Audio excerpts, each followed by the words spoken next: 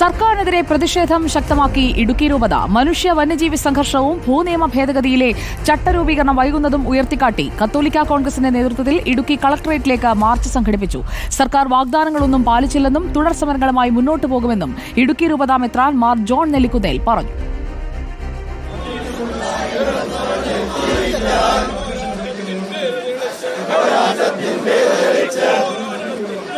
ഇടുക്കി ജില്ലയിലെ കർഷക ജനതയെ ബാധിക്കുന്ന എല്ലാ വിഷയങ്ങൾക്കും ശാശ്വത പരിഹാരം കാണുമെന്ന സർക്കാർ വാഗ്ദാനം പാലിച്ചില്ലെന്ന് ആരോപിച്ചാണ് ഇടുക്കി രൂപതയുടെ നേതൃത്വത്തിൽ പ്രത്യക്ഷ സമരവുമായി രംഗത്തെത്തിയത്.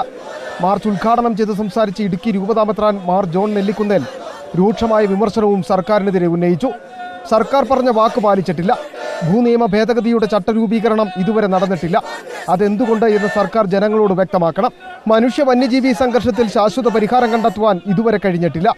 CHR വിഷയത്തിലും മലയോര ജനത ആശങ്കയിലാണെന്നും ആവശ്യമെങ്കിൽ തുടർ സമരങ്ങളുമായി മുന്നോട്ടു പോകുമെന്നും ഇടുക്കി രൂപതാമെത്രാൻ മാർ ജോൺ നെല്ലിക്കുന്നേൽ പറഞ്ഞു. പരിഹാരമുണ്ടാകുമെന്ന് കാലാകാലങ്ങളിൽ ബന്ധപ്പെട്ട രാഷ്ട്രീയ നേതാക്കൾ ജനപ്രതിനിധികളെല്ലാം പറയുന്നുണ്ട്.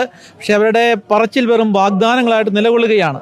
അതുപോലെ തന്നെ കാട്ടുമൃഗങ്ങളുടെ കടുത്ത ആക്രമണ ഭീതി ഈ ജില്ലയുടെ മലയോര ജില്ലയുടെ പല മേഖലകൾ, അത് കേരളത്തിൻ്റെ മുഴുവൻ മലയോര മേഖല നേരിടുന്ന പ്രശ്നമാണ്. അതിനൊന്നും വാഗ്ദാനങ്ങൾക്കപ്പുറമുള്ള ശാശ്വതമായ ശാസ്ത്രീയമായ പരിഹാരം ഉണ്ടാകുന്നില്ല. ഈ ഒരു സാഹചര്യത്തിലാണ് സർക്കാരിൻ്റെയും ബന്ധപ്പെട്ടവരുടെയും ശ്രദ്ധ ഈ വിഷയം അടിയന്തരമായിട്ട് ഇടപെടലുണ്ടാകാൻ വേണ്ടിയുള്ള ഒരു പ്രതിഷേധ മാർച്ചാണ് ഇത്. രൂപത എപ്പോഴും ഈ നാട്ടിലെ സാധാരണക്കാരായ ജനങ്ങളോടൊപ്പമാണ്. ജാതി മത വ്യത്യാസമില്ലാത്ത എല്ലാ ജനങ്ങളുടെയും പ്രശ്നങ്ങൾ ഏറ്റെടുക്കുന്നതാണ് ഇടുക്കി രൂപത. അതുകൊണ്ട് സമരങ്ങൾ ആവശ്യമെങ്കിൽ തുടർ സമരങ്ങളിലേക്ക് ഇടുക്കി രൂപത വീണ്ടും മുന്നോട്ടിറങ്ങും. പൈനാവിൽ നിന്നും ആരംഭിച്ച മാർച്ചിൽ 100 കണക്കിന് കർഷകർ പങ്കെടുത്തു. കളക്ടറേറ്റ് കവാടത്തിൽ പോലീസ് മാർച്ച് തടഞ്ഞു.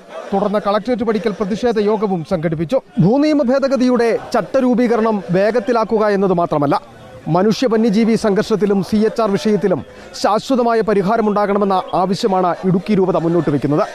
വരും ദിവസങ്ങളിലും സമരം തുടരുവാനാണ് രൂപതയുടെ തീരുമാനം. വീഡിയോ ജേർണലിസ്റ്റ് ജിതിൻ ജോസഫിനൊപ്പം reporter Sandeep Rajakkad, in reporter, Idukki.